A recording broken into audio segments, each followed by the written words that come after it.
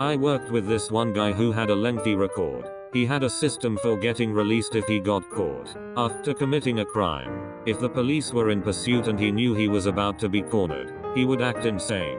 His girl would play along with it, telling the police that he was off his medication. The police would arrest him but then send him to a mental ward with papers instructing the ward to release to police once he was cleared. Once he was in the mental ward, he would cause a distraction that would make the person attending the desk with the file cabinet to leave said cabinet. He would then crawl to the file cabinet, look for his release to police papers, and then would literally eat the papers. When the psych evaluators decided that he was stable enough to be released, there would be no instructions to send him to the police, and he would be released to the general public.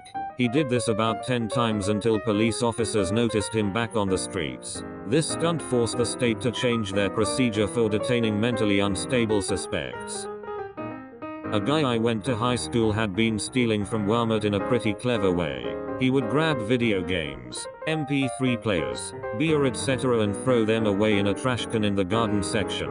The workers never checked the trash contents and he would just wait, sometimes 5 hours, until they emptied the trash in the back dumpster and hop in to get his items. Once he took a cardboard box from a display inside, filled it with video games, a PS3, and extra controllers. He grabbed some tape and pens and drew all over the box and taped it up to make it look used and tossed it. An hour later he had a whole new PS3 and stack of games. I remember an officer telling me about a B&E alarm he and his team responded to. No one was there to report the alarm. It must have been a security monitoring company that called. When police showed up, everything seemed normal. Most lights were off, and there was an employee still working. Explains he was there working late and must have set off an alarm. They almost believed him until he said UHH before saying the name of the company he worked for. After that it was downhill, but with a little more research he would have pretty much gotten away with it. Most of them are really stupid, so this guy isn't a criminal mastermind, but here goes. He wanted to rob a jeweler's on our city's main street. So he found out the flat beside the jeweler's was empty and he hid there. For 2 weeks he triggered the alarm on purpose several times a night. Massive headache for the police and the business. We turned up to see nothing there, nothing on cameras. Thought it was just a fluke, so the jewelers turned off the alarm system and said they'd wait until the morning to get a new one installed or that one rewired because something wasn't right. As soon as he heard that and the police leaving, he tore down the wall. He had already been working on this apparently, and robbed the place taking his sweet time. Escaped without anyone noticing anything for hours, until the jewelers came back in the morning. Then he tried to resell something he stole which had a serial number on it and got caught. So not that smart after all. Good effort though. A friend of my brother moved to Israel where for a period of time it was acceptable to drive with an American driver's license. He was pulled over for speeding, and when asked for his license, gave the officer his Costco card. Costco is a membership-based retail warehouse in the US and a few other countries. The exchange apparently went something like this. Officer, Costco? What is Costco, friend? It's the state I'm from. Officer, that sounds made up. Friend, there are lots of states you probably haven't heard of. Have you heard of Arkansas? How about Idaho? Officer, I guess not.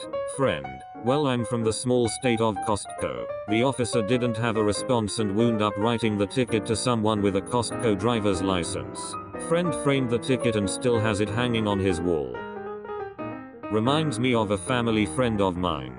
Very funny Australian with an absolutely horrendous Bogan accent. Well, late 80s he's driving through Texas and runs a red light, and is immediately pulled over by a 250-pound Texan police officer with an equally horrendous accent. The way the stories goes, this man is obviously not the brightest chapter. So our friend, when asked about running the red light, gets very apologetic and explains that he gets easily confused because in Australia, you know how things are revers down there. Red means go and green means stop. The cop actually let this man go with a warning. I did not know that. Well, in America, red means stop, so don't make this mistake again.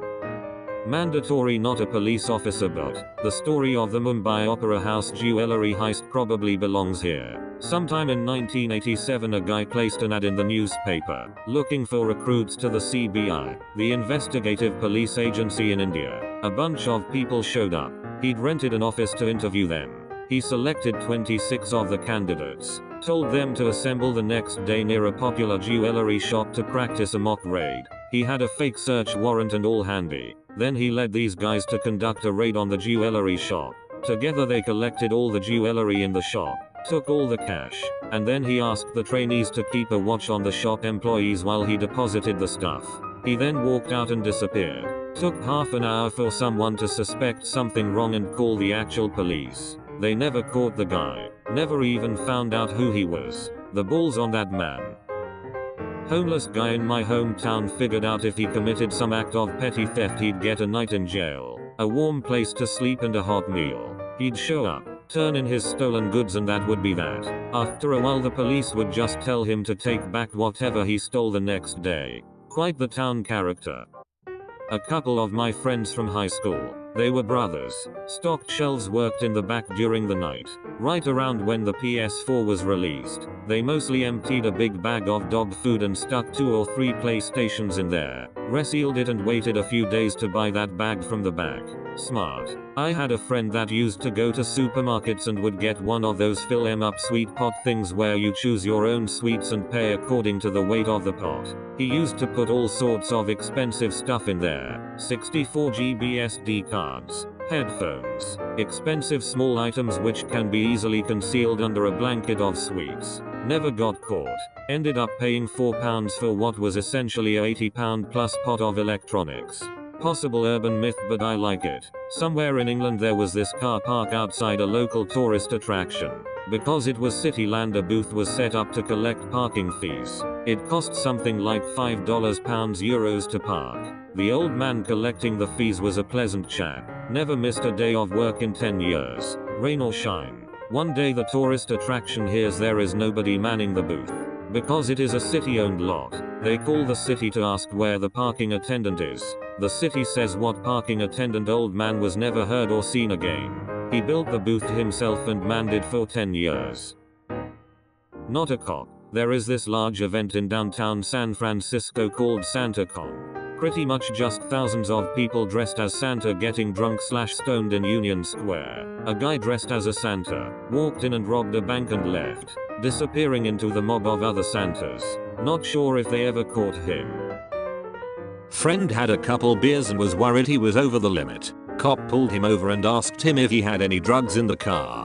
He knew he didn't have any, but to kill time before a possible breathalyzer he responded with "I don't know." The cop tore apart his car for about 45 minutes, and when he took a breathalyzer blew something like a 0.079.